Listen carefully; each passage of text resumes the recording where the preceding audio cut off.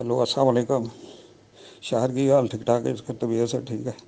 Shower यार मैं हालात तो तंग आ गया ना, ਬੱਚਿਆਂ ਨੂੰ ਲਿਸ਼ਮਾ ਨੂੰ ਜ਼ੈਨਬ ਦੇ ਦੋਨਾਂ ਦੇ ਗਲੇ ਕੱਟ ਦਿੱਤੇ ਔਰ ਖੁਦ ਵੀ ਖੁਦਕੁਸ਼ੀ ਕਰ ਰਿਹਾ ਵਾ। ਅਤੇ ਮੈਂ ਸਾਡੇ ਜਨਾਜ਼ੇ ਜਿਹੜੇ ਹੈਗੇ ਨਾ ਈਦੀ ਵੈਲਫੇਅਰ ਵਾਲਿਆਂ ਨੂੰ ਦੇ ਦੇਣਾ, ਉਹਨਾਂ ਨੂੰ ਕਹਿਣਾ ਇਹਦੀ ਇਜਤਮਾਹੀ ਕਬਰ ਕਰਕੇ ਇਜਤਮਾਹੀ ਕਬਰ 'ਚ ਦਫਨਾ ਦੇਣਾ, ਕਿਸੇ ਭੈਣ ਭਾਈ ਦਾ ਆਸਾਨ ਨਾ ਲੈਣਾ ਅਤੇ ਘਰ ਦਾ ਸਾਰਾ ਸਮਾਨ ਜਿਹੜਾ ਹੈਗਾ ਚੁੱਕ ਕੇ ਈਦੀ ਵੈਲਫੇਅਰ ਵਾਲਿਆਂ ਨੂੰ ਦੇ ਦੇਣਾ।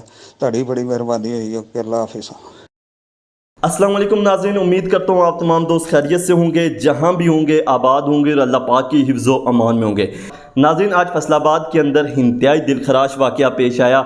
इस वाक़े को पढ़ने के बाद और इस वाक़े के मुतालिक सुनने के बाद दिल खून के आंसू रो रहा है। और जब ये ख़बर मेरे सामने से गुज़री उसके बाद मैं हैरान हूँ कि हम किस माशरे के अंदर रह रहे हैं और जहाँ पे इस वक्त हम सारी लड़ाई सियासी जमातों के लिए लड़ रहे हैं, लेकिन वहाँ पर एक गरीब शख्स आज अपने बच्चियों के साथ खुदकशी करके इस दुनिया से रुखसत हो गया। इसी से पहले जो इसने ख़त लिखा ये शायद इन हुक्मरानों को जगा दे कि इनके होते हुए एक शख्स मजबूर होकर अपनी बच्चियों को ज़बह करने के बाद यहाँ से इस दुनिया से चला जाता है। वाक़या कुछ यूँ है कि फैसलाबाद के अंदर अतीकुर रहमान नामी शख्स जो अपनी दो बेटियों के साथ वहाँ पर किराए के मकान पर रह रहा था और गुज़श्ता एक साल के अंदर उसका किराया जो था वो पेंडिंग था और तकरीबन उस किराए की जो टोटल किराया बन गया था जिसका वो मकरूज़ हो चुका था 1,46,000 के करीब मकरूज़ हो चुका था। अब मरने से पहले जो ख़त लिखा वो मैं आपको पढ़ के सुना देता हूँ। और क्या खूब किसी ने कहा था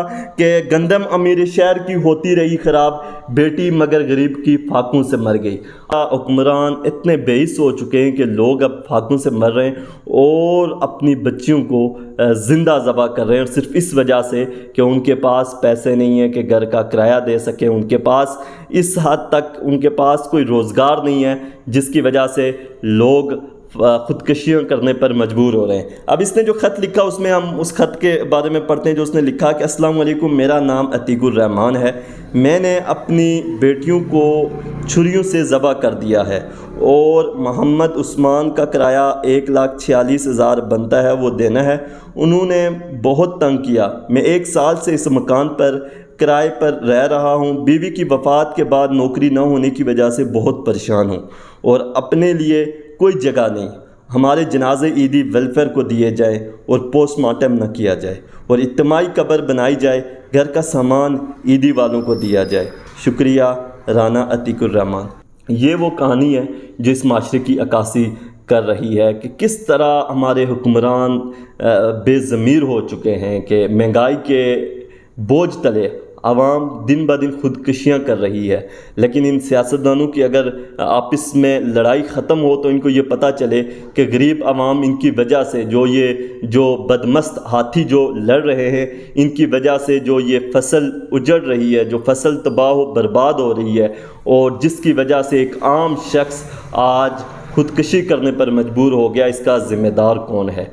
ये सवाल, ये ख़त हमारे मुंह पर एक बहुत बड़ा तमाचा है, इस माशरे के मुंह पर बहुत बड़ा तमाचा है कि एक शख्स अपनी बेटियों के साथ मजबूर होकर सिर्फ इसलिए ख़ुदकशी करता है कि उसके पास ज़िंदा रहने के लिए कोई ठिकाना नहीं है। बच्चियों को देने के लिए उसके पास कुछ नहीं था। अफसोस ये है कि इस वक्त फेडरल सेंट्रल हुकूमत और सूबाई हुकूमत ऐसे लोगों को रिलीफ देने में नाकाम नज़र आ रही हैं, क्योंकि हम बज़ाते खुद जो इस वक्त भी जंग लड़ रहे हैं वो अपने लिए नहीं बल्कि हम तो सियासी लोगों की जंग लड़ रहे हैं। सोशल मीडिया देखें तो कोई एक को गिराने के चक्कर में और दूसरा उसको उठाने के चक्कर में अपने ही सियासी लीडरों की जंग लड़ रहे हैं। हकीकत में अपनी आवाज़ के लिए न तो हम सोशल मीडिया पर लिख रहे हैं, ना अपने किसी भाई के दुख गम के लिए हम सोशल मीडिया का प्लेटफॉर्म इस्तेमाल करें, बल्कि हम तो सिर्फ़ और सिर्फ सियासी जंग के अंदर इस्तेमाल हो रहे हैं, उसका ईंधन बन रहे हैं। और इन लोगों की हुकूमतें लाने और गिराने के लिए हम सोशल मीडिया का इस्तेमाल ज़रूर करें, लेकिन इस जुल्म हो रहा है इसके ऊपर हम बोलने को तैयार नहीं है।